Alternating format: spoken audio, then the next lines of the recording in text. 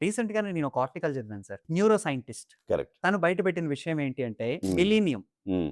To ఈరోజు Gen Z generation. ఈ millennium generation కంటే జెన్‌జీ జనరేషన్ ఐక్యూ లెవెల్స్ తక్కువున్నాయి. Because of hmm. More screening time.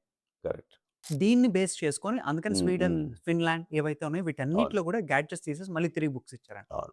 దీనికి ఒక చిన్న ఎక్స్‌టెన్షన్ ఏంటంటే 2017లో స్టాన్‌ఫోర్డ్ యూనివర్సిటీ రిసర్చ్‌లో ఏం జరిగిందంటే, మీరు ఆన్‌లైన్‌లో చదవడం కంటే ఫిజికల్‌గా ఒక బుక్ ఓపెన్ చేసి చదివితే రిటెన్షన్ ఎక్కువుంటుంది.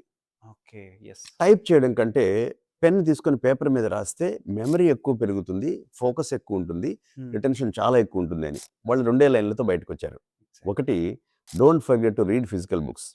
2 don't forget to hand right. అందువల్ల హ్యాండ్ రైటింగ్ అనేది ఆచంద్ర తారార్కం అని చెప్పొచ్చు.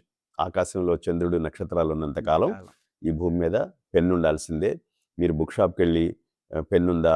బుక్ ఉందా? అంటే లేవండి అని చెప్పిన రోజు హ్యాండ్ రైటింగ్ పోవచ్చేమో గానీ, ఓకే. మనం చిన్నగా ఉన్నప్పుడు లేకపోతే 20, 30 ఏళ్ల క్రితం దొరికిన పెన్స్ కంటే, బుక్స్ కంటే ఇప్పుడు మంచి పెన్స్, మంచి బుక్స్ దొరుకుతున్నాయంటే అవును. కారణం ఏంటంటే హ్యాండ్ రైటింగ్ ఈజ్ ఎగ్జిస్టింగ్ అని.